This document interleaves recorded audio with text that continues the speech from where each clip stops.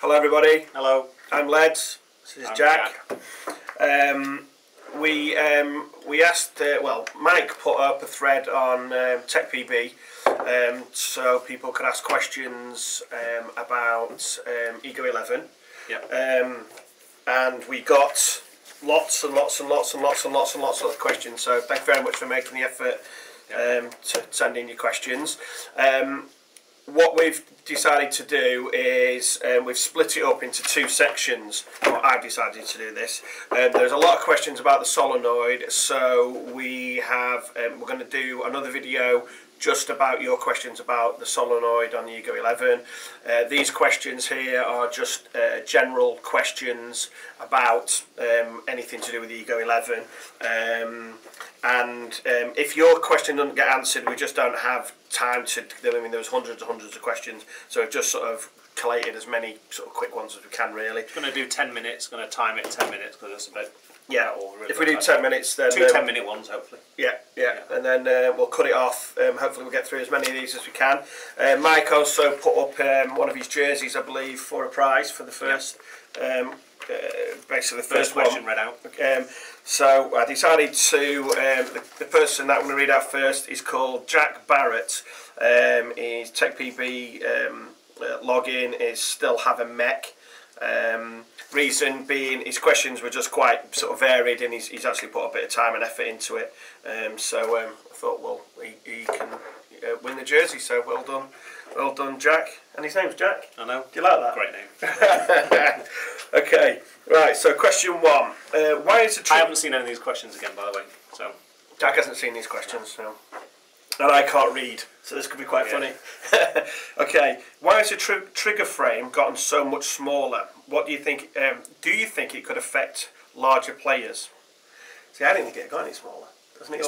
It's not really any smaller. Well, it depends whether you're talking about the trigger frame or the trigger guard. The guard's about the same size as it's always been, and the actual trigger frame is height-wise it's the same. It's a bit thinner around the middle section. But the bottom section is the same thickness, so where you actually grip it with the palm of your hand is the same. So I don't think it is actually any smaller. What is different is how high up it sits on the body. It sits a lot higher up into the body.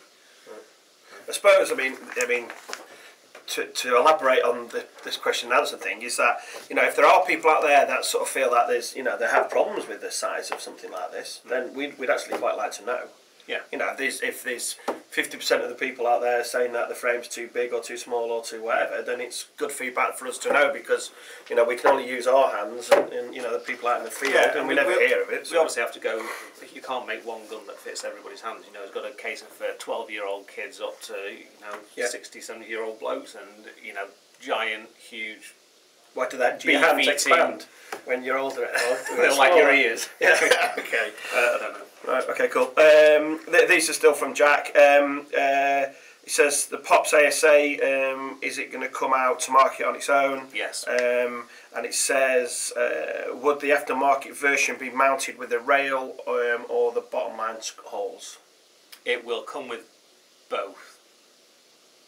I think. No. I think what we're going to do is we'll have the Pops on its own will come with the T-rail.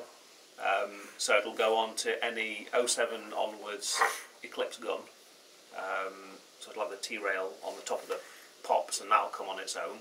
And then we'll have a separate rail that you can buy if it's going on a non-Eclipse gun. So it can fit on everything eventually. Yeah, buy the two parts. Buy the two parts and then fit it on it. And that's coming out quite soon, I think, isn't it? Yeah, I don't think they're in manufacture yet. We're still in production. By the end of the year, sort of thing, isn't it? Hopefully, yeah. Okay. This is one I'll probably answer. Jack just wanted to know. He says on the board you have semi-ramped cap ramping. Why only these modes on a high-end marker like this? It says most people expect more on a board. Why no more modes? I mean, do you want to answer? Yeah, it's a legality issue, isn't it? I think. Liability issue. Yeah, I just think we've, as a company, we sort of took the stance that a fully automatic gun paintball marker is just it isn't really safe in people's hands. I mean, I've seen people put down there, in the woods or in fields with long grass. I've actually seen them put down a fully automatic marker, and twigs or grass or leaves or whatever has pulled the trigger, and that gun's just been firing off at all sorts of rates of fire. And see it all the time, accidental discharges everywhere in safe zones in the field, and with fully auto it's just getting a bit ridiculous and it's a bit too dangerous, particularly with the rate of fire we're talking about. Somebody's got an on-capped full auto. Yeah, I mean, it's a debate we've had many a time of which modes we should put in, burst modes and things like that. And then there's other modes like all the cheap modes that you can get on different aftermarket boards. Obviously, we're not interested in putting any of those on.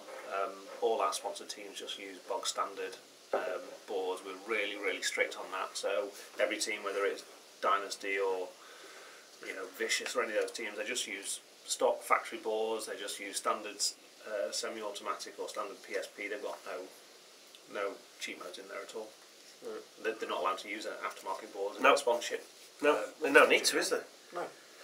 Why would you want to put a downgrade board in your gun? No. There you go. Okay, right. There was more questions from Jack Barrett, but to be honest, we're probably nearly at the 10 minutes now, so we better get on with this. So sorry about that, Jack. Okay. This is from Dalton Brannick. How was the idea of the macroline on the Ego11 thought of, and will it be carried over to future Planet Eclipse markers as well? Don't know what that means, really. No, I think it means about like the straight fittings and the angle on there.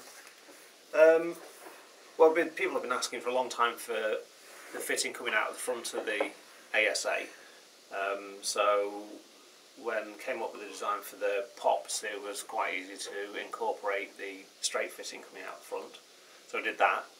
The problem you then got is you've only got a very short distance from the front of the pops where the fitting comes out of that to the inline regulator, and it made much more sense to have the fitting going in at an angle into the inline regulator.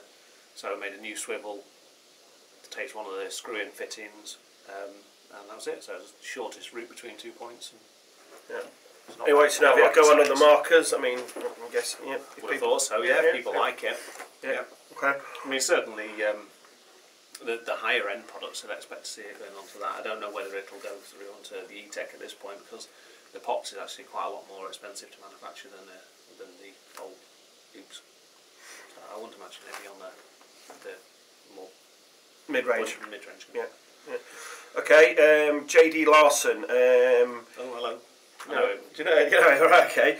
With the size of paintballs continuing to reduce in diameter, are you planning to reduce the smallest bore size of your products? You've put 685, which is what we currently have. Yeah. Any smaller than the shaft force, such as 689. Now, just before Jack answers this question, in here there's loads of people asking me questions about bore sizes and what we're doing and why we've done it. And one of the questions is, will they be able to get other bore sizes? So this is the shaft 4 boost kit. This is going to be a. Can you zoom in? Yeah. Okay. Basically, this is the boost kit. Comes in a nice box. This is going to be available real soon. It comes with 2 backs, and they are. You won't be able to see this, I wouldn't have thought, being on the black, but 685 and 693, that's what we're classing as our boost kit. So you can go smaller and you can go bigger. People keep asking us questions of why we're going, why do we still have a big one. This is what we sort of call our shoot-all barrel. It's less, it's better for crappy training paint, high humidity sort of, super. And don't forget, just because paint's getting smaller in America doesn't mean it's getting smaller all over the world. Yeah. Well, I mean, I wouldn't, if you've only got one barrel, if you go to a desert island with one barrel, you probably want to take the bigger ball, wouldn't you? Because then at least you can play. Yeah. So that's coming out. They are going to be coming out in different colours as well. They're not going to be tons and tons of these. So when you see them, grab them. They are colour match wise, as we always say to people. It's impossible to match colours identical to need to go faster. batch. So they're coming out soon. Also a 16-inch tip. Yes, to answer the question, yes, we probably will be doing some smaller size ones in the future. Yeah, it's just quite a time-consuming process because we have to get special tools made to go for different sizes. We're only on page 1. Okay, Anthony. We can stretch it to 15. Okay, Tharia. Okay. He wants to know if there's going to be a trade-up program for the Ego11. No. Does the 50 cal kit fit the Ego11? Yes. Yeah. Any word on a closed bolt marker? Well, like a cocker? No. Okay, good. Right, I just highlighted that because it amused me really more than anything. Good. Okay, what's these questions? This is a question that's been asked by loads and loads of people, but the person I've got it down on here is Crazy Little. What parts are backwards compatible between Ego11 and Ego10? Bolt. I don't know why people would want to know this. No. Bolt, barrel, rammer. He says, I'm also very much hinting as using Ego11 parts on an Ego10 or 09. Just buy Ego11. Yeah. That's good. Better. Okay. Well, some of them are. I mean, they're solenoid, don't you? Yeah. Ego11. Don't talk about a solenoid. Time's up. Right, okay, we'll carry on. Yeah, we'll do it in a couple of minutes. Somebody is asking, Nick Muzzio is asking, have people accidentally pressed the pops on off pin? And Domi Polo from TechPB username. What? Sorry, what was the question? How do you know that? Which one are you reading? This one? Oh, no, sorry. It's Nikolai at TechPB. Alright, okay, alright. What? He said he's worried about pressing the pin on the pops. Yeah, never had somebody do it. No? No, the pops have been out there, been used in the field for, well, I think since about, certainly before the start of this year, end of last year we started field testing those. Yeah. So they've been in the field for months and months and months, and we've never had an accidental depress. It's not like it takes a long time. It is countersunk, so you actually have to stick the end of your thumb into the hole to depress it. So. He also said, which I thought was a strange question, but why hasn't the Ego line started using multicoloured displays? Like what? Well, it does have multicoloured displays. Yeah, that's why I thought it was a bit of a strange question. Well, it's a multicolour backlight that we have on the Ego. It's an LCD technology display. You can expect to see a multicoloured display sometime in the future, I would have thought. I think Flash is working on it at the moment. But I mean, you can change the colour to whatever you want. I mean, he's saying it looks really like an old 1980s LCD watch, but you can change the colour to red, blue, green, pink, black. I mean, it's multicoloured, isn't it? You change it to whatever you want. Yeah. People have got this thing that OLED is better than LCD when it's not actually any better. Well, it is if you're in a darkened room. Yeah, if you're in a dark room, it looks really nice on an OLED.